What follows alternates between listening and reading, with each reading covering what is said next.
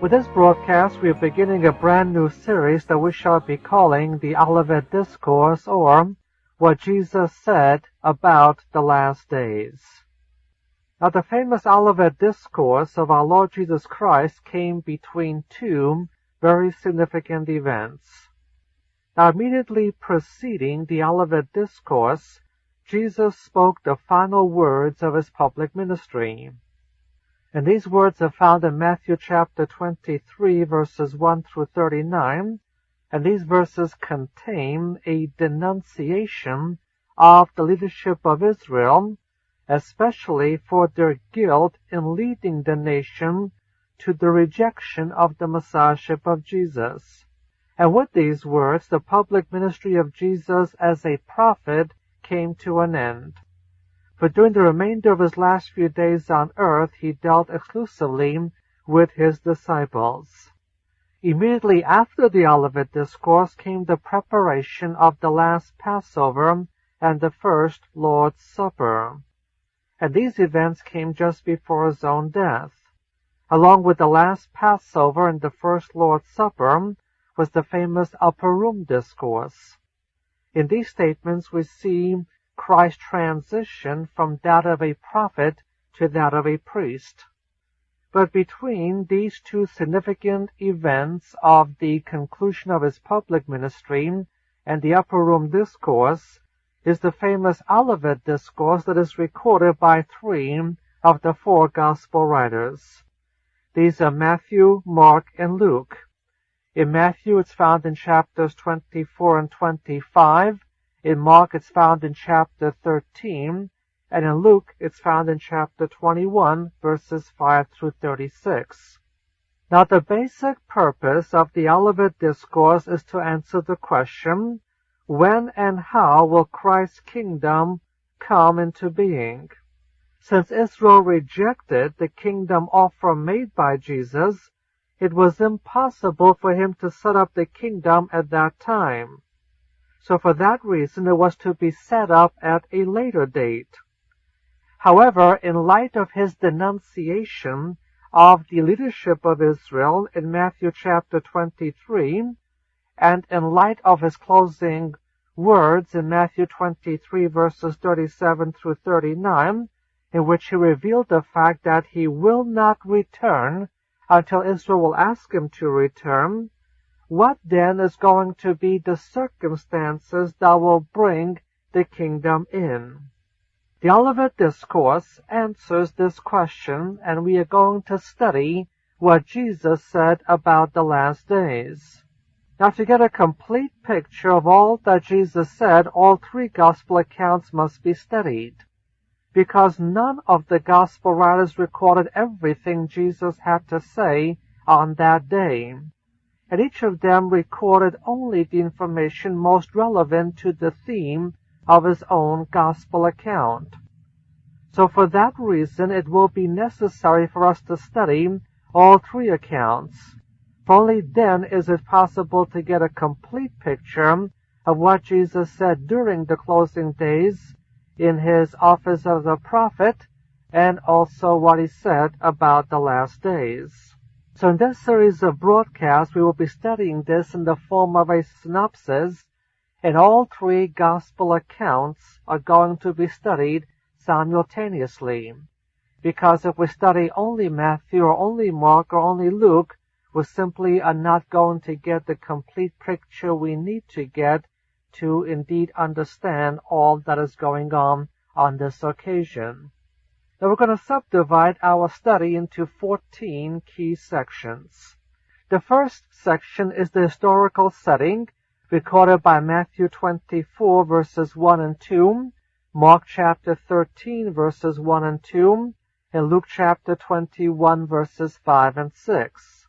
Now the Matthew account, chapter 24 verses 1 and 2, reads as follows. And Jesus went out and departed from the temple. And his disciples came to him for to show him the buildings of the temple. And Jesus said unto them, See ye not all these things? Verily I say unto you, there shall not be left here one stone upon another that shall not be thrown down. Now after his scathing denunciation of the Pharisees and the scribes, and after announcing the coming destruction of Jerusalem, Jesus and his disciples moved out of the temple compound area for good. But on the way out, the disciples pointed out to Jesus the magnificent buildings of the Jewish temple.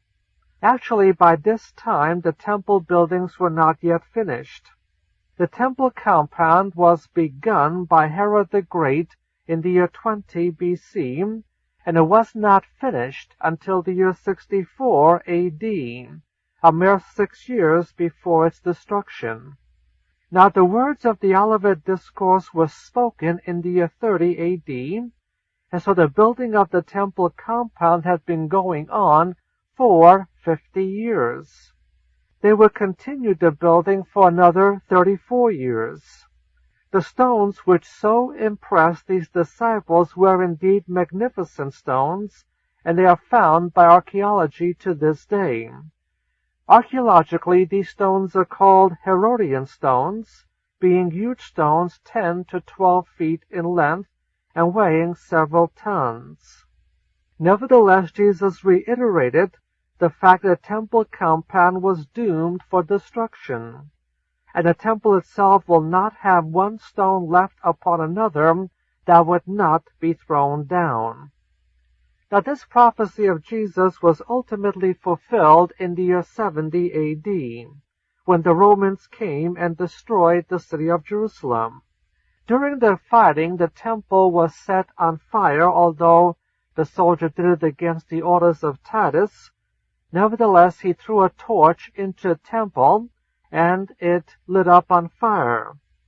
And because there was so much gold on the inside of the building, a great amount of it began to melt, and the liquid gold seeped into the crevices between the stones of the temple. So when the ruins cooled down, the Romans systematically removed stone by stone, removed everything in order to get the gold that had by now solidified in these crevices. And that's how this prophecy of Jesus was literally fulfilled.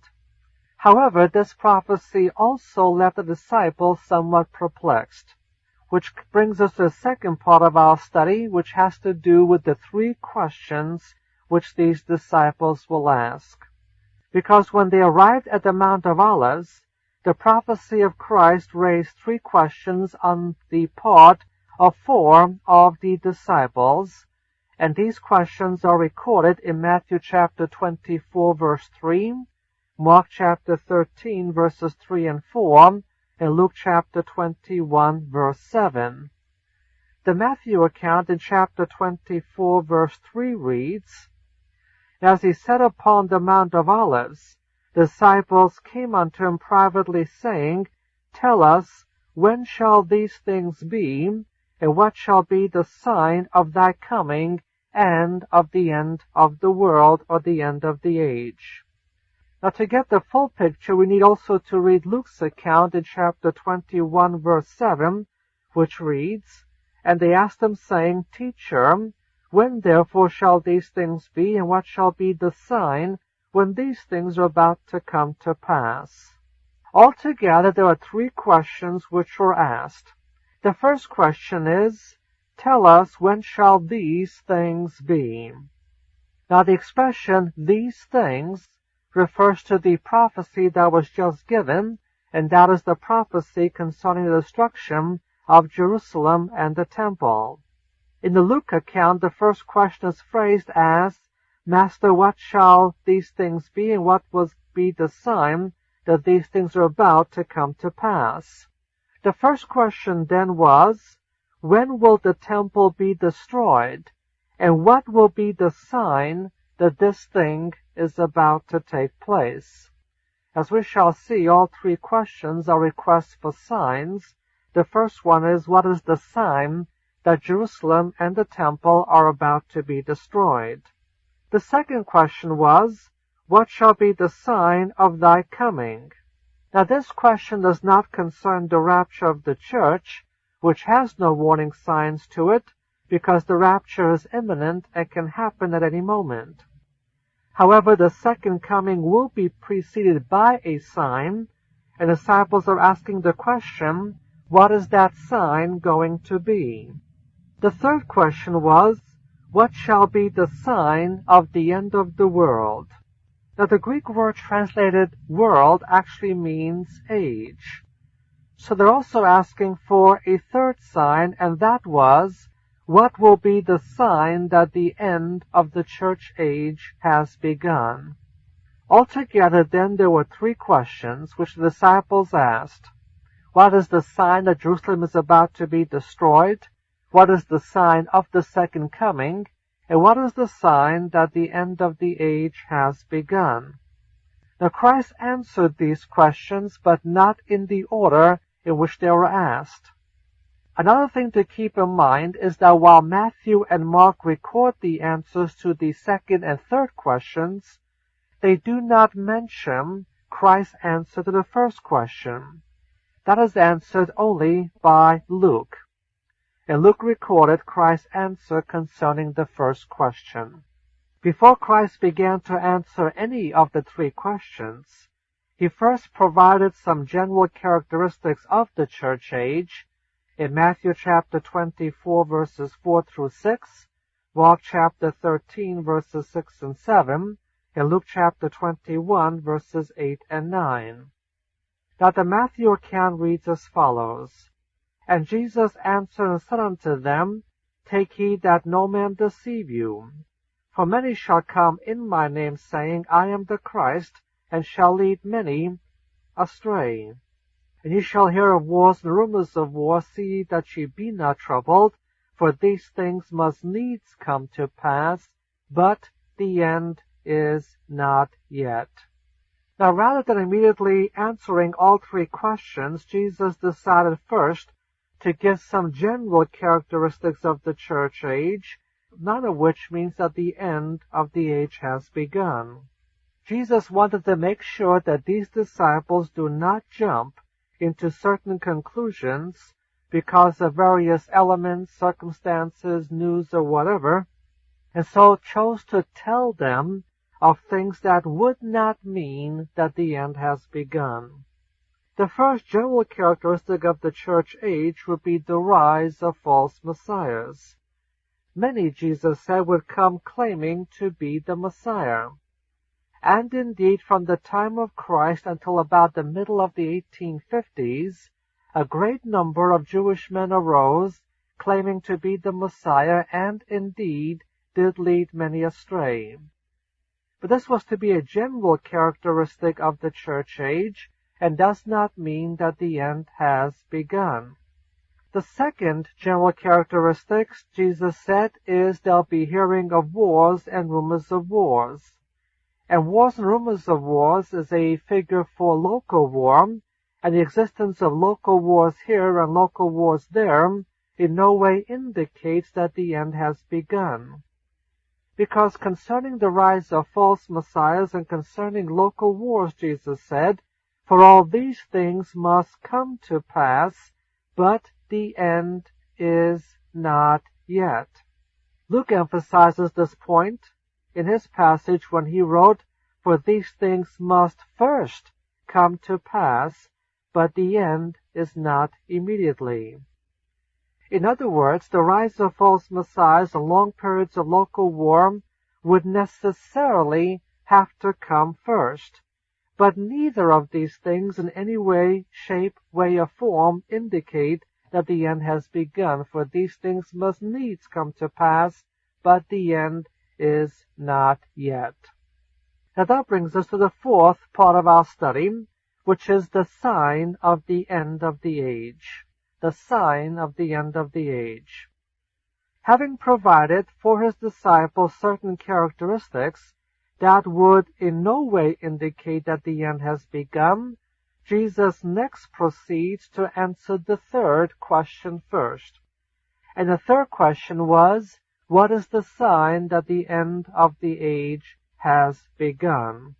This is found in Matthew chapter 24 verses 7 and 8, Mark chapter 13 verse 8, in Luke chapter 21 verses 10 and 11. The Matthew account in chapter 24 verses 7 and 8 reads as follows. For nation shall rise against nation, and kingdom against kingdom, and there shall be famines and earthquakes in divers places, but all these things are the beginning of travail. According to all three of these gospel writers, the sign of the end of the age is said to be when nation shall rise up against nation, and kingdom against kingdom. And this act will be coupled with famines and earthquakes in various places. And then Jesus clearly stated that this will be the beginning of travail. Now the Greek word translated travail is the Greek word that means birth pangs. Just as a woman goes through a series of birth pangs before giving birth to a baby, the end of this age will be marked by a series of birth pangs before the birth of the new age, the Messianic age. Now what is the first birth pang? The first birth pang, Jesus said, is nation against nation, kingdom against kingdom. In other words, the sign that the end of the age has begun is when nation rises against nation and kingdom against kingdom. Now Jesus had already clearly stated that local wars between a few nations in no way would indicate that the end has begun. But then he said, when it is seen that there is nation against nation, kingdom against kingdom, then that will mean that the end of the age has begun. Now, to clearly understand what is meant by the idiom of nation against nation, kingdom against kingdom, it's necessary that we go back to the Jewish origin of these statements, because this expression is a Hebrew idiom for a world war. What Jesus states here is that when suddenly there is a world war, in contrast to merely a local war, that world war would signal that the end of the age had begun. As I stated, this is quite in keeping with the Jewish writings of the same period. One Jewish source known as the Zohar Hadash states, and at that time war shall be stirred up in the world, nation shall be against nation, and city against city, much distress shall be renewed against the enemies of the Israelites. Another Jewish source known as the Bereshit Rabbah states, when you shall see kingdoms rising against each other in turn, then give heed and note the footsteps of the Messiah. The rabbis clearly taught that a worldwide conflict would signal the coming of the Messiah. Now Jesus corrected this idea slightly, for he said that when the world war occurs, while it does not signal the coming of the Messiah, it will signal that the end of the age has begun. And so these birth pangs that Jesus talked about are the same as the footsteps that the rabbis talked about. The footsteps of the Messiah had to do with the series of events which will lead up to the coming of the Messiah. And so when I wrote my 500-page prophecy book, I entitled this book, The Footsteps of the Messiah, based upon this Jewish concept that we now see reflected in our Matthew account concerning nation against nation, kingdom against kingdom. Now, the First World War of the years 1914 through 1918 was indeed a fulfillment of this particular prophecy, because that was the First World War, that was the first birth pang. Furthermore, all historians agree that the Second World War was merely a continuation of the First World War, with same similar sides and so on. And both world wars had a decisive effect on Jewish history, because it was World War I that gave the impetus for the growth of the Zionist movement, and World War II set the stage of the world to be sympathetic towards the reestablishment of a Jewish state. So World War I gave the impetus to the Zionist movement that ultimately led to the reestablishment of Israel. And so since the First World War, we have indeed been living in the last days of the church age. The last days will be an extended period of time. It's already lasted over 60 years. But the sign that the end of the age has begun is the worldwide conflict fulfilled by the First World War. However, Jesus has a lot more to say about the last days, and don't forget the disciples asked 3 questions, and so far Jesus has answered only the 3rd question, which was, what is the sign that the end of the age has begun? The answer is a world war, fulfilled by 1914 in World War I, and continued in 1939 by World War II. Jesus now returns back to his own time as he begins to spell out some of the personal experiences that the apostles will have to undergo. This is recorded by 2 of the 3 Gospels, Mark chapter 13 verses 9 through 13, and Luke chapter 21 verses 12 through 19. The Luke account reads as follows, But before all these things they shall lay their hands on you and persecute you, and deliver you up to the synagogues and into prisons, being brought before kings and rulers for my name's sake. It shall turn to you for a testimony. Settle it therefore in your hearts not to meditate beforehand on what ye shall answer. For I will give you a mouth and a wisdom, and all your adversaries shall not be able to gainsay or to resist. And ye shall be betrayed both by parents and brethren and kinfolks and friends. And some of you shall they cause to be put to death. And ye shall be hated of all men for my name's sake. But there shall not be a hair of your head perish. In your patience ye shall win your souls. Now the Luke account we have just read clearly starts out with the words, before all these things. The Luke account clearly states that what is about to be described in his gospel is going to occur before the sign that the end of the age has begun, because the passage begins with the phrase, but before all these things. It is before World War I ever occurs. So Jesus then proceeds to describe some personal experiences of the apostles and what they'll have to go through after he has departed from them.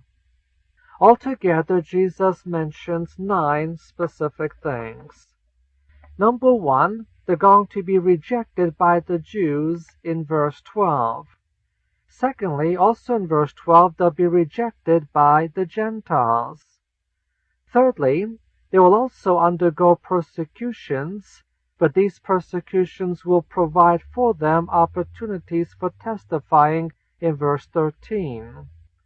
Fourthly, in Mark chapter 13 verse 10, they would succeed in proclaiming the gospel everywhere. And this fact that they accomplished this, that they did proclaim the gospel everywhere, is verified in Romans chapter 10 verse 18, and Colossians chapter 1 verses 6 and 23, where Paul clearly states that by this time the gospel had been proclaimed to all creation under heaven. Fifthly, they do not need to worry about giving defenses before their trials, because they would be given divine utterance when they are brought before judgment according to verses 14 and 15. Sixthly, they will be rejected by their own family members. That's in verse 16. And seventhly, in verse 17, they will be hated by all men. But then eighth, in verse 18, nevertheless their own salvation is assured. And finally, in verse 19, they will succeed in winning many souls. Now the fact that all these apostles really did experience all these things is well known from the book of Acts and from historical records that trace their activities, the activities of the apostles beyond what is recorded in the book of Acts. So while Christ already answered the third question concerning the sign of the end of the age, Before proceeding to answer the other two questions, Jesus chose to spell out some of the personal experiences that they would have to undergo before the sign of the end of the age that would come. So that brings us to the sixth section, and section 6 is the sign of the fall of Jerusalem, the sign that Jerusalem was about to be destroyed.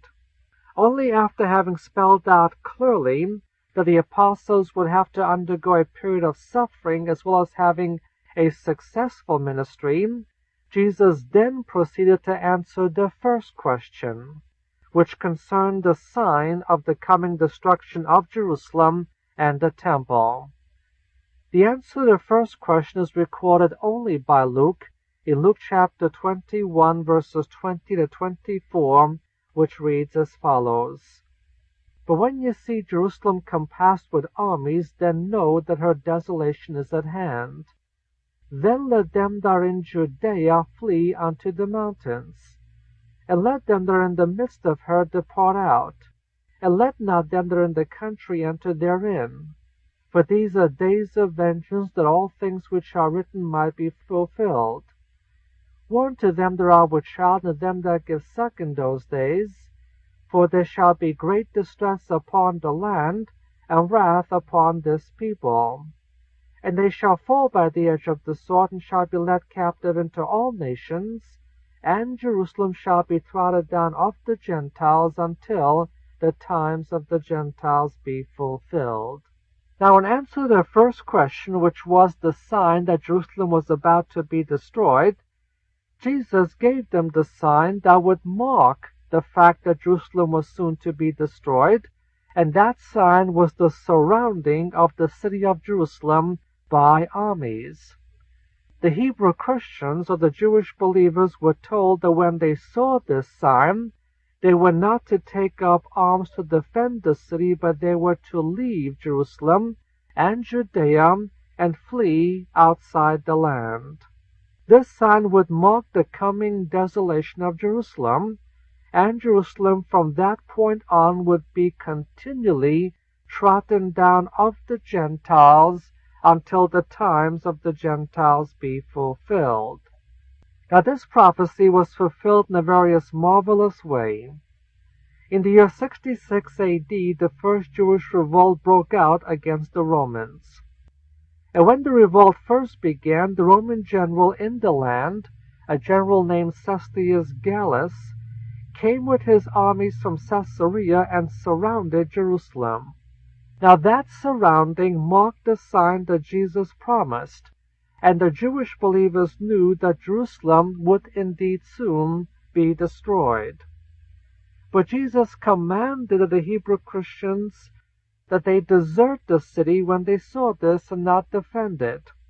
However, it was impossible for them to flee the city while the Romans were surrounding the city on the outside.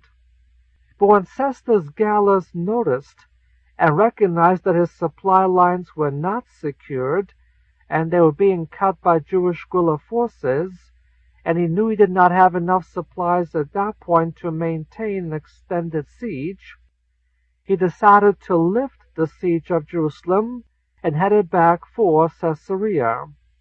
On the way back, he was attacked by Jewish forces and killed. But for now, the city was no longer surrounded by the armies, and so every single Jewish believer left Jerusalem, and they crossed the Jordan River, and they set up a new Jewish Christian community in the town of Pella in the Transjordan, on the east bank of the Jordan, south of the Sea of Galilee. And there they waited for the prophecy of Jesus to be fulfilled.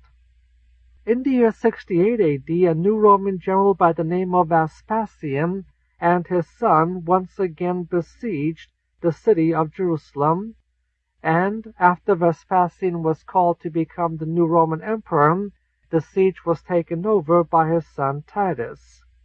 The siege lasted for 2 years until the year 70 AD, and then the city and the temple were both destroyed. Now altogether, 1,100,000 Jews were killed in this final onslaught against Jerusalem. What is interesting to note is that not a single Jewish Christian lost his life because of his obedience to the letter of the Hebrews. Also, the commandments of Jesus in Luke 21. Since that time, Jerusalem has indeed been trodden down by the Gentiles and continues to be trodden down by the Gentiles to the present day. Although Jerusalem is now all part of Israel since the Six-Day War in 1967, yet the majority population of the Old City is the Arab population, while the Jews are the majority in the overall city. As far as the ancient city, the biblical city, the majority of the inhabitants are Gentile Arabs. And so to this day, largely, the Arabs are still trotting down Jerusalem, and this they will continue to do until the times of the Gentiles be fulfilled, because Jerusalem will not be free of Gentile trotting until Jesus returns at his second coming. So with these words, Jesus answered the first question, what was the sign of the coming destruction of Jerusalem? And he's already answered the third question earlier. That leaves one question to be answered. What is the sign of the second coming? Now we're subdividing our study into 14 sections, and now we come to section number 7, which deals with the Great Tribulation. And in preparation for the answering of the second question, Jesus turned to the Great Tribulation itself, and his words concerning the Great Tribulation are recorded by Matthew 24, verses 9 through 26, and by Mark chapter 13, verses 14 through 23. Luke does not record the answer to this segment. So in this part, Jesus spelled out the events of the first half of the tribulation, as well as the events of the second half of the tribulation. Now the events of the first half of the tribulation are recorded by Matthew chapter 24, verses 9 through 14, which reads as follows. Then shall they deliver you up unto tribulation, and shall kill you. Ye shall be hated of all nations for my name's sake. And then shall many stumble, and shall deliver up one another, and shall hate one another. And many false prophets shall arise, and shall lead many astray. And because iniquity shall be multiplied, the love of the many shall wax cold. But he that endureth to the end, the same shall be saved. And this gospel of the kingdom shall be preached in the whole world for a testimony unto all the nations, and then shall the end come. Now realize that these verses are very similar to verses we saw back in Mark chapter 13, verses 9 through 13, and also Luke chapter 21, verses 12 through 19. But while the words are similar, there are some crucial differences, especially in the timing aspect which they give. And the differences point out the fact that Matthew is not dealing with the same thing that Mark and Luke were dealing with. Now when Luke talked about his events in chapter 21, verses 12 through 19, Luke clearly stated that the events he was describing came before. That's the key word. They were to come before the sign of the end of the age, when nation shall rise up against nation and kingdom against kingdom. However, in the Matthew account, the passage begins in verse 9 with the word then, pointing out that what Jesus is now describing in Matthew's account will come after the event of nation rising against nation and kingdom against kingdom. So while the words are indeed similar, these similarities do not prove sameness. For Mark and Luke describe the events which will happen to the apostles before the sign of the First World War, while Matthew deals with the events of the first half of the tribulation that will come sometime after the sign of the World War. Altogether, Jesus pointed out 5 events that will occur during the first half of the tribulation. Number 1, in verses 9 and 10, there's going to be a tremendous persecution of the saints, a fact also stated by Revelation chapter 6, verses 9 through 11. Now, during the persecuting at this time is going to be the one world religious system known as the ecclesiastical Babylon. The ecclesiastical Babylon is going to be responsible for the death of the saints during the first half of the tribulation, according to Revelation chapter 17, verses 1 through 6. Secondly, in verse 11, the first half of the tribulation will be characterized by the rise of many false prophets, a point also emphasized by Zechariah chapter 13, verses 2 through 5. Then thirdly, there's going to be a tremendous rise of sin and iniquity, because the Holy Spirit's ministry of restraining evil is going to be removed. This is found in verse 12, and the removal of the restraining of evil is found in 2 Thessalonians chapter 2, verses 6 and 7. Fourthly, Jesus says that those Jews who survive to the end of the tribulation will be saved. And then fifthly, in verse 14, Jesus said that the first half of the tribulation is going to be characterized by a worldwide preaching of the gospel, which we know from Revelation chapter 7, verses 1 through 8, will be conducted by the 144,000 Jews. The results of the ministry of the 144,000 Jews preaching the gospel are recorded in Revelation chapter 7, verses 9 through 17, where it clearly states that a great multitude from among the Gentiles will come to a saving knowledge of our Lord Jesus Christ. Now we come to the second half of the tribulation. The second half of the tribulation is recorded by two of the Gospels, Matthew chapter 24, verses 15 through 28, and Mark chapter 13, verses 14 through 23. So having given us some of the events of the first half of the tribulation, Jesus now turns to discuss the events of the second half of the tribulation. Now the Matthew account in chapter 24, verses 15 through 28 reads as follows.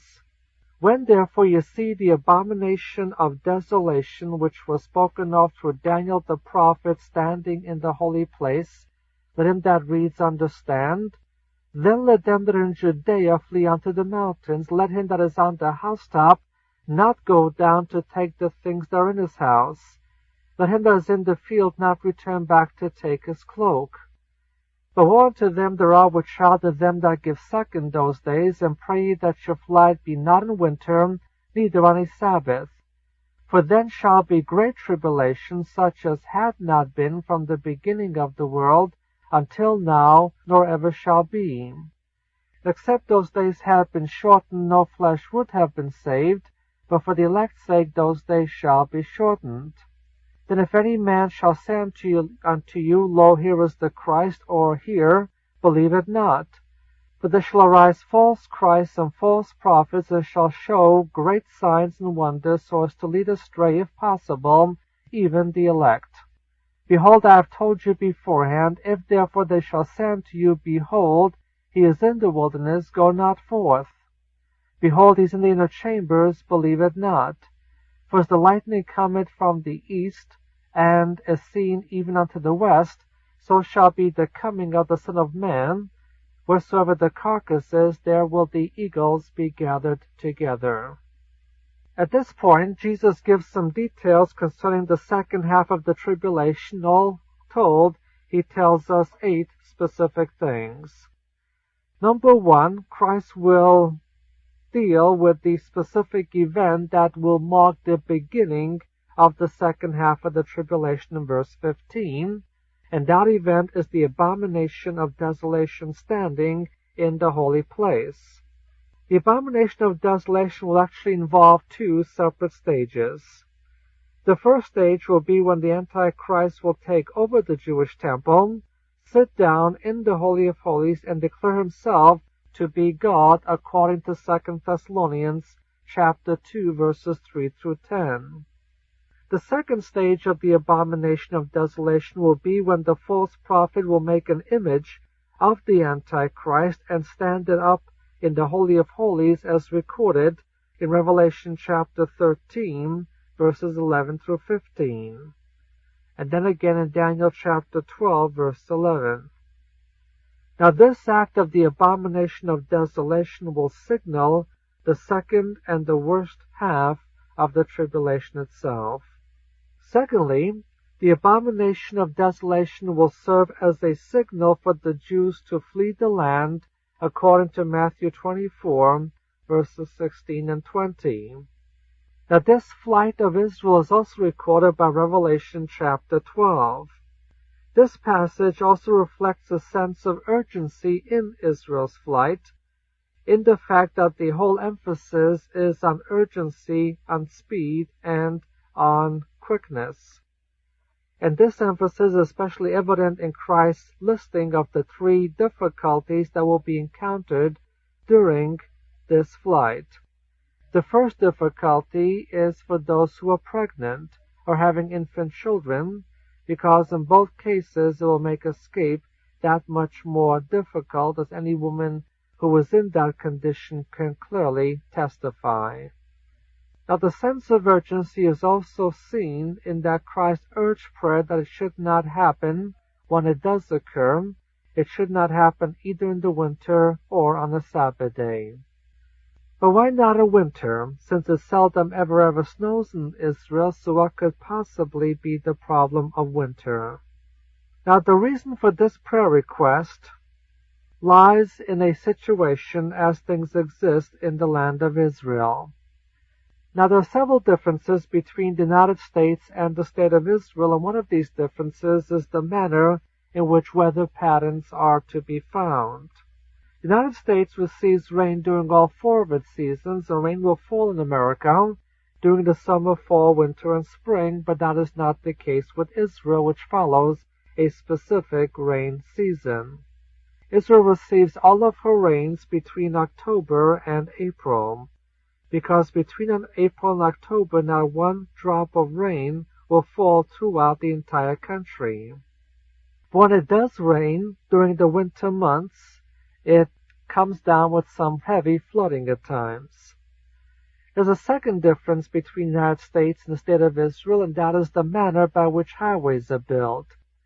When Americans build a highway and come to a dry water gully, although it's dry, they will still build a bridge across it, but that was not the case with Israel, where these roads were paved into these water gullies and out again. Now technically, these water gullies are known as wadis, W-A-D-I-S. A wadi is dry all of summer, it's also dry most of winter. But during the winter rain months, when rain begins falling along the mountain ranges of Israel, water starts rushing down these wadis with tremendous speed and force, washing the highways out. On more than one occasion, while driving around Israel, would have to turn back or make a wide U-turn because a wadi had destroyed the road. Now, from other passages, we realize that when the Jews escape, they will have to escape by means of these wadis. And so if this event takes place during the winter months, it will make escape that much more difficult. The second prayer request is that it shouldn't happen the Sabbath day either. Well, why not on the Sabbath day? On the Sabbath day in Israel, all public transportation closes down because the buses and trains are all locked up. So unless one owns his own automobile, it will be extremely difficult to make one's escape from the country. Only 1/3 of the Israeli population owns their own car, and 2/3 of them are without a car, and so the majority of the population is heavily dependent upon the public transportation, which is non-existent on the Sabbath day. So if it happens on a Sabbath day, it will make escape even that much more difficult. And so for these two reasons, it is requested prayer that this event, the abomination of desolation, which will indeed come to pass, the prayer request is that it won't come either during the Sabbath day or during the winter months when you have the rain season. The third thing he mentions in verse 21 is the reason for this flight is because at this time, worldwide anti-Semitism will break out in all of its fierceness, as Satan's attempt to annihilate the Jews once and for all will have begun with earnest. Fourthly, in verse 22, however, we are told that Israel will survive this terrible period, though in greatly reduced numbers. Then fifthly, in verse 23, Jesus furthermore said that the second half of the tribulation is going to be characterized by a false Messiah, as typified by the counterfeit son, the Antichrist. Sixthly, the second half is going to be characterized by many false signs and miracles and wonders for the purpose of worldwide deception. And these false signs will be conducted both by the Antichrist and by the false prophet. Seventh, Jesus warned that there will be people saying that Jesus has returned here or that he has returned there. But we are not to believe it. According to verses 25 to 27, Jesus warned his disciples to believe no such rumor or statement, because unlike the first coming, the second coming will not be in secret, and when Jesus returns the second time, all men will see it, for it's going to be like a flash of lightning that surrounds the world. That's the light that can be seen from one end of the sky until the other end of the sky. And then eighth and finally, Christ gave a hint as to the place of his second coming in verse 28. He said that where the body is, there will the vultures be gathered together. Now the body refers to Israel, while the vultures refer to the Gentile nations coming against this body of Israel during the campaign of Armageddon. The place of the second coming of Christ then will be in the place where the body of Israel is located and where the Gentile nations are gathered together. Now the exact place is known as Bozrah in Hebrew or Petra in Greek. That is where the body is gathered according to Micah chapter 2 verses 12 and 13. That is where the vultures will come against them according to Jeremiah chapter 49 verses 12 through 14. And that is where the second coming will occur in Isaiah chapter 34 verses 1 through 7 and Isaiah chapter 63 1 through 6. So in this passage then, Jesus has presented the events of the second half of the tribulation, showing it to be an especially difficult period for Israel, which will culminate in the second coming of Jesus Christ. But yet Jesus has not answered that second question, which concerns the sign that will signal the second coming of Jesus Christ. This brings us to the eighth section of our study, in which he answers the second question, which was, what is the sign that the second coming is about to occur? The answer is found in Matthew chapter 24 verses 29 to 30, Mark chapter 13 verses 24 to 26, and Luke chapter 21 verses 25 through 27.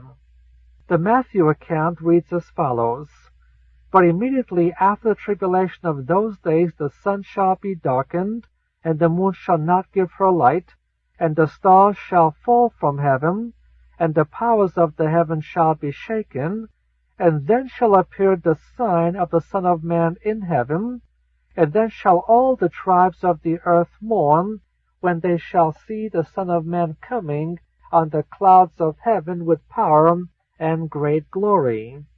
Luke account reads like this: And there shall be signs in the sun and moon and stars, and upon the earth distress of nations in perplexity for the roaring of the sea and the billows, men fainting for fear and for expectation of the things which are coming on the world, for the powers of the heaven shall be shaken, and then shall they see the Son of Man coming in a cloud with power and great glory.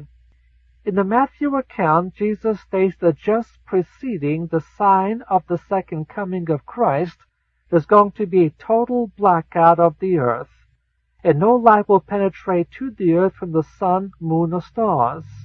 Luke then adds that there will be a great amount of perplexity on the earth, as both physical and non-physical things are shaken in expectation. At this point, Matthew states that the sign of the second coming will appear, and since this sign is coupled with God's glory, it is obviously the Shekinah glory light that will signal the second coming of Christ. So the answer to the second question, what shall be the sign of the second coming, is the Shekinah glory. So immediately after the tribulation of those days, there will be a total blackout, with no light penetrating at all, followed by a sudden, glorious, tremendous light that will penetrate through the blackout and disperse the darkness. And this Shekinah light will be the sign of the second coming of Christ. The light will be followed by the return of Christ himself. But instead of finishing at this point, Jesus chose to give more information concerning the last days.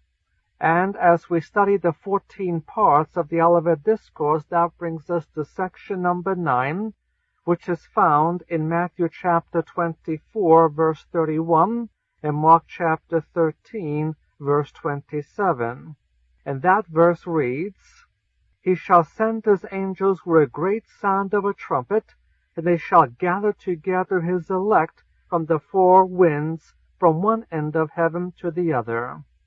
Now, since the Jewish prophets had already predicted in great detail the worldwide gathering of Israel, Jesus did not spend a whole lot of time on this point, but only pointed out that it will occur after his second coming. And so the verse in Matthew 24, verse 31, and again the verse in Mark chapter 13, verse 27, is merely a summary of a tremendous amount of material to be found in the Old Testament. And it's Jesus' desire merely to summarize rather than to detail the regathering of Israel, because as one reads through the prophets of the Old Testament, he may not come out clearly in understanding the regathering was to follow the second coming rather than the first coming. It's now Jesus in one statement summarizes the tremendous amount of prophecies of the Old Testament just to let us know that the prophecies concerning the regathering of Israel in its final form will not occur until after the second coming. As you read Deuteronomy chapter 30, verses 1 through 10, as you read Isaiah chapter 11, verse 11 through chapter 12, verse 6, as you read Ezekiel chapter 36, as you see and read Ezekiel chapter 37, as you read Isaiah chapter 27, verses 12 and 13. This is a small sampling of what many of the Old Testament prophets spoke of. We can see what is happening in this verse, merely a summary. That brings us to the 8th section of the Olivet Discourse, which is an exhortation found only in the Gospel of Luke. Having given us an outline of things to come from their own day until the beginning of the kingdom, Jesus now speaks a word of exhortation recorded only in Luke chapter 21, verse 28, which reads as follows. "But when these things begin to come to pass, look up and lift up your heads, because your redemption draweth nigh." The exhortation is this, that when the believers see, quote, "these things begin to come to pass," end of quote, then they ought to look up, that is to raise up their heads, because it will mark the soon redemption of the believers from this world. Now, in the context of the Luke 21 passage, the expression, "these things," goes back to Luke chapter 21, verses 10 and 11, which was the sign of nation against nation, kingdom against kingdom, or the sign of the world war. Now let me point out what we have dealt with so far, in that none of these things that we have been talking about in the Olivet Discourse in of themselves are signs for the rapture, but only signs of the coming of the Great Tribulation.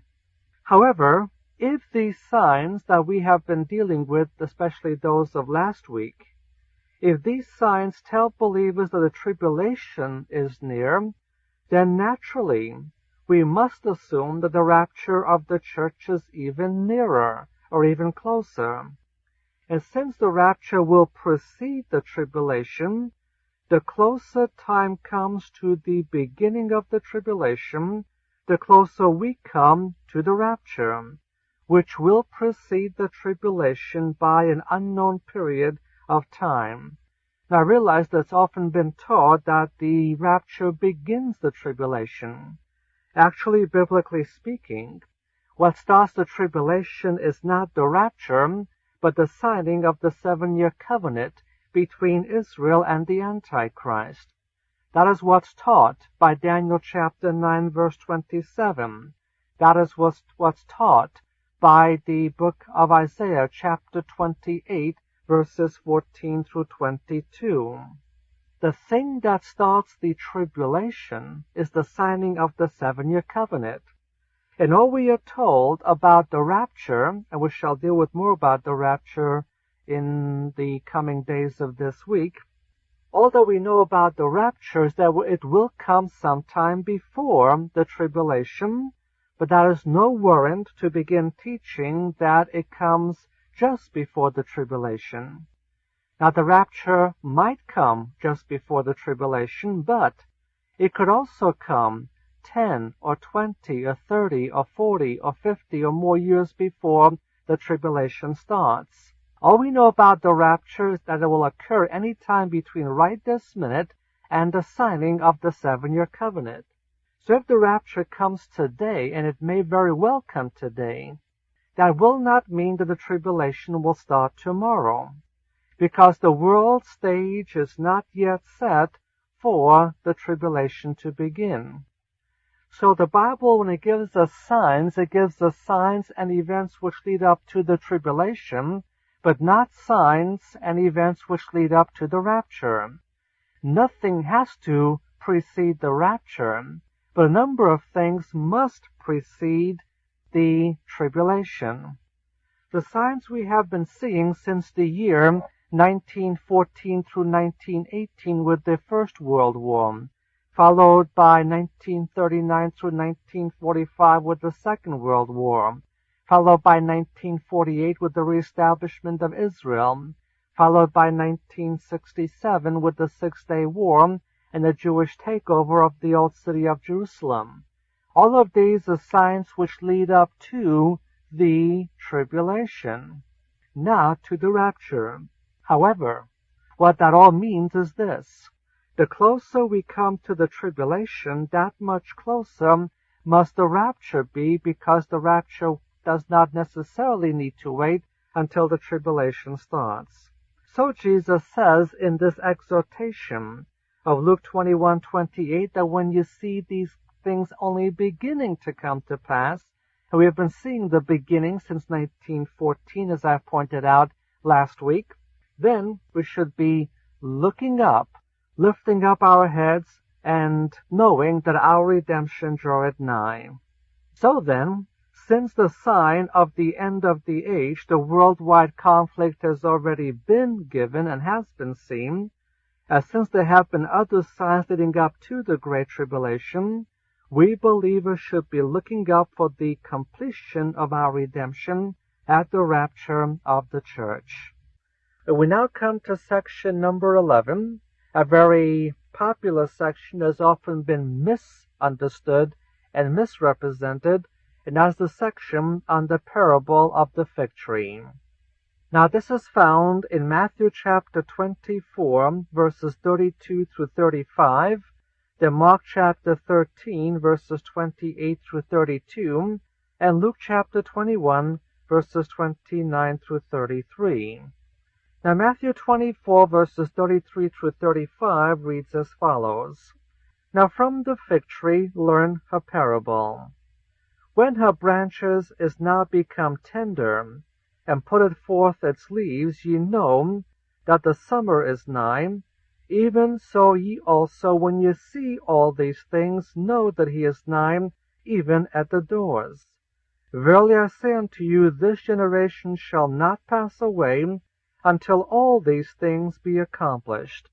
Heaven and earth shall pass away, but my words shall not pass away. Before we can get a real complete picture of what the parable of the fig tree is really about, we should also read the Luke account, Luke chapter 21, verses 29 to 33, which reads as follows. And he spoke to them a parable. Behold the fig tree and all the trees. When they now shoot forth, ye see it, and know of your own selves that the summer is now nigh. Even so ye also, when ye see these things coming to pass, know ye that the kingdom of God is nigh. Verily I say unto you, this generation shall not pass away till all things be accomplished. Heaven and earth shall pass away, but my words shall not pass away. As I mentioned, this section of the Olivet Discourse is often misused by those who have attempted to date the rapture or the second coming of Christ. And this passage is misrepresented in more than one way. First of all, the fig tree in this passage is often taken to represent the reestablishment of the State of Israel in 1948. Then, a second misrepresentation is to say that the term generation in this passage means 40 years. And within 40 years of the reestablishment of Israel, we are told, all these things should be finished. So Israel was established in 1948. If you add 40 years to that, you'll come to the year 1988, and so as a result, many have dated the second coming to the year 1988. Now, since the rapture is to occur at least 7 years before that, they subtracted 7 years from 1988 and came to 1981 or 1982. Now, of course, we are now past that 1981 and 1982 date, and the rapture has not occurred. And I can tell you for certain that the second coming will not be in the year 1988. This passage of Scripture was never intended by our Lord to be used for the purpose of date setting. And the system of trying to say 40 years from 1948 is simply date setting, something the Scriptures clearly forbade us to do. Now, there are two errors found in this type of exposition and this type of reasoning. The first mistake is that the Bible nowhere limits the period of a generation to simply 40 years. In fact, the one place where the term generation is given a specific timeline, it is reckoned to be 100 years and not 40 years. In Genesis chapter 15, verses 13 through 16, as God speaks to Abraham, he tells Abraham that he should know for sure that his seed will be strangers in the land that is not theirs, and shall become slaves to that nation for 400 years. But then God said to Abraham, but in the fourth generation they shall come out again with great substance. Notice, 4 generations, 400 years. Divide 4 generations by 400 years, you get 100 years per generation. That's the only place I know of in the Scriptures where the term generation is given a specific time element, and it is not 40 years, but it is 100 years. Now, actually, the term generation can mean a number of years. Sometimes it does mean 40, but also means 20 or 70 or 80 or 100 years. But most of the time when the Bible uses the expression generation, it uses it the same way we use it in contemporary English, not as a date device, but rather in the sense of speaking of our contemporaries. When we speak of my generation as over against my parents' generation, it does not mean that my parents and I are 40 years apart. Actually, we're only about 20 years apart. But what we mean by the expression my generation or my parents' generation is the expression my contemporaries is over against my parents' contemporaries. So mistake number one made in this kind of reasoning is to take the term generation here as a 40-year duration, whereas it's really being used the way it's normally used, simply to mean contemporaries of a specific period of time and not a specific length of time. The second mistake made in this type of reasoning is assuming that the fig tree in this passage is a symbol of Israel, and that this passage is speaking of the reestablishment of the Jewish state in 1948. Actually, nowhere in this context has the passage been dealing with the reestablishment of Israel in 1948. The reestablishment of Israel has merely been assumed and presupposed in the passage, but it has never been dealt with specifically in the passage. Furthermore, the usual symbol of Israel is not the fig tree, but rather the Bible generally uses the word vine, V-I-N-E, as a symbol of Israel. So the two mistakes made, one making the term generation mean a period of time rather than a specific point of a time, and the second mistake is to make the fig tree here a symbol of Israel when it is really being used literally for the purpose of an illustration. So the real point of this passage is that the fig tree is being used literally as an illustration and not as a symbol for Israel. This is clearly seen if we look at the Luke passage, because the Luke passage reads, "Behold the fig tree," and then notice what else he says, "and all the trees." Now if the fig tree in this passage symbolizes Israel, what then do all the other trees represent? If they refer to other nations, as since a number of nations have arisen since the year 1948, then when does the 40-year countdown really begin? But neither the fig tree nor the other trees are being used symbolically to refer to any nation or groups of nations, but rather they are being used literally for the purpose of an illustration. Now what is the point of this illustration? Mainly this: that when the fig tree and all the other trees begin to blossom and bud, that is a sure, definite sign that spring has arrived as summer is on its way, because the blossoming begins in the spring and therefore summer is sure to come. Then in the application of the illustration, Jesus said, "Even so ye also, when you see these things, know that he is nigh, even at the doors." Just as blossoming of the fig tree means that summer is on its way, in the same way when these events that Jesus spoke about begin to occur, then they can know that he is near. But what thing is it that signals the soon return of the Lord? Well, it is not the reestablishment of Israel in 1948, because Jesus has not mentioned that in this entire context. Rather, the event that he is speaking of was the abomination of desolation, mentioned in the Matthew account back in verse 15. When the abomination of desolation occurs, it will signal the soon return of Jesus Christ, namely 3.5 years later, because the second coming will occur exactly 1,260 days after the abomination of desolation is committed. Then Jesus said that the generation that sees this event, that is the abomination of desolation, will still be around when the second coming of Christ occurs 3.5 years later. So the point of verse 34 is not the generation that sees the reestablishment of the Jewish state will still be here at the second coming, but rather the Jewish generation that sees the abomination of desolation will still be here 3.5 years later at the second coming. Verse 34 is not intended to be a date-setting device, but rather intended to be a word of comfort in light of the worldwide attempt to destroy the Jewish people.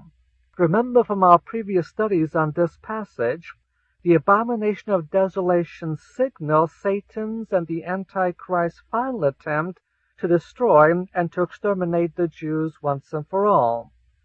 The fact that the Jewish generation will still be here when the second coming of Christ occurs shows that Satan's attempt towards Jewish destruction will fail, and the Jewish saints of the second half of the tribulation can receive comfort from these words.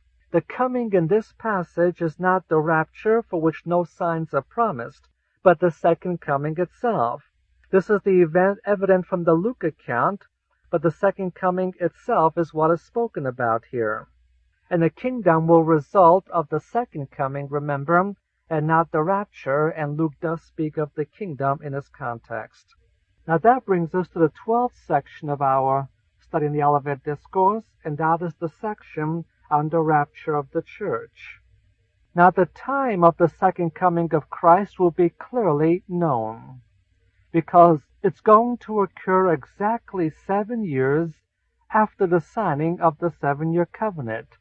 It's going to occur exactly 3.5 years, or exactly 42 months, or exactly 1,260 days after the Abomination of Desolation. So there will be a way of knowing when the second coming occurs, but only once the tribulation has begun. But now in this passage we turn to the issue of the rapture of the church, the timing of which cannot ever be known in advance. And this is spoken of in 2 of the 3 Gospels, Matthew chapter 24, verses 36 to 42, and Luke chapter 21, verses 34 to 36. Now the Matthew account reads as follows: But of that day and hour knows no man, not even the angels of heaven, neither the Son, but the Father only. And as were the days of Noah, so shall be the coming of the Son of Man. For as in those days which were before the flood they were eating and drinking, marrying and giving in marriage, until the day that Noah entered into the ark, and they knew not until the flood came and took them all away, so shall the coming of the Son of Man be. Then shall 2 men be in the field, one is taken and one is left. 2 women shall be grinding in the mill, one is taken, one is left. Watch therefore, for ye know not on what day your Lord cometh. Now I realize that many of modern-day expositors take this passage to refer to the judgment following the second coming, but I think it really is speaking of the rapture, a more traditional view. As I go through the passage, I'm going to show why this would have to be so. Now concerning the issue of the rapture, Jesus presents 3 main points in these verses. Number 1, as to the question of when, that is known only by one person, and that is God the Father. It is not known by the angels, nor is it known by the Son in his humanity, but only by God the Father. So if the timing of the rapture is hidden from both angels and the humanity of Jesus, how much more is it hidden from us humans in general? And if the angels do not know when the rapture will occur, and if Jesus in his humanity didn't know when the rapture will occur, then I wonder how come all these people writing books and pamphlets today seem to know the very thing that neither Jesus nor the angels knew. So again, it clearly says here that's the question of when no one knows except God the Father, so it's useless to try to begin calculating just when the rapture is going to occur. For that reason, the only clue given concerning the timing of the rapture is that it's going to occur sometime before the tribulation, and as I mentioned yesterday, it will not necessarily occur just before the tribulation. It might easily occur 10 to 20 years before that time. So as to a question of when will the rapture occur, the answer simply put is that no one knows. Now, concerning the second coming, that is simply not true. We will know when the second coming will be, in that it will come exactly 7 years after the signing of the 7-year covenant, It will come exactly 3.5 years, or 42 months, or 1,260 days after the Abomination of Desolation. There's one reason why I do not think this is speaking of the second coming, but of the rapture. Then secondly, Jesus says there will be no signs preceding the rapture. Now there are signs which precede the second coming. When the rapture comes, it will come when there are normal conditions on the earth. The flood also came when there were normal conditions on the earth, when men were eating and drinking, marrying and giving in marriage. But none of these things are sinful but are necessary for human survival and human propagation. While normal conditions existed on the earth, suddenly the Noahic flood arrived and swept them all away. In the same way, before the rapture, things are going to be somewhat normal on the earth. And while things are somewhat normal on the earth, the rapture will suddenly occur, sweeping all believers away in the rapture. But again, this will not be true of the second coming, because at the time of the second coming, conditions on earth are anything but normal. And we saw this from our study in the earlier sections of the Olivet Discourse. So that's the second reason why this cannot be speaking of the second coming, but must be speaking of the rapture, because it's speaking of the event that occurs when things are quite normal on this earth. Then thirdly, there is a supplication to watch, for the purpose of escaping the tribulation. Now throughout the Olivet Discourse, to watch means to be ready. Watching is equivalent of readiness, and readiness is equivalent to having salvation. So the means of escaping the tribulation is by means of salvation. Only those who accept Jesus before the rapture of the church can be ready and watching. Now the Luke account, chapter 21, verse 36, states it beautifully when Luke says, "But watch ye at every season, making supplication, that ye may prevail to escape all these things that shall come to pass, and to stand before the Son of Man." Now Luke 21:36 gives us two reasons for watching. First of all, so that the believers may escape all these things which shall come to pass during the tribulation, and we have talked about this early in our study. And then secondly, that the believer might stand before the Son of Man in heaven. And both these things can only be accomplished by the rapture, and that is why we must watch, and we can only watch by means of salvation. Now there's a question that I should answer at this point. Now by the end of Matthew chapter 24, verse 35, Jesus has been speaking of the events which precede the tribulation, and he talked about events during the tribulation, and he talked about the second coming. Then he concluded with the parable of the fig tree, giving a word of comfort to the Jews living during the second half of the tribulation. So is it not out of order for him at this point to speak about the rapture? Well, simply put, yes, it's out of order. And if we didn't have a specific Greek construction, it would be hard to convince that this is not also dealing with the second coming.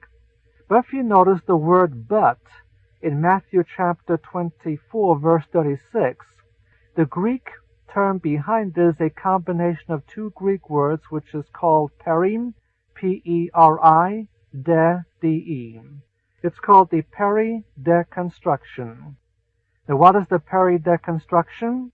The peri-deconstruction in Greek is a contrastive.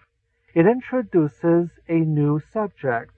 If you read through Paul's writings in the book of 1 Corinthians, you will find that same phrase translated several times over as "now concerning, now concerning, now concerning." In other words, that phrase introduces a new topic that Paul wants to deal with when he writes to the Corinthian church. He's introducing a new topic and not continuing the previous topic. The same thing is true beginning with Matthew chapter 24, verse 36. We have a peri-deconstruction. It is a contrasted to the preceding, and what he's saying is that he's speaking now of a brand new subject. Up until this point, he's been speaking about the second coming. But now he's speaking of a new subject, so the new subject, being a new subject, could not possibly be the second coming, but must be something else. And that something else, of course, would be the rapture of the church. So, in this section, it is the rapture of the church, having described the events before the tribulation, the second coming.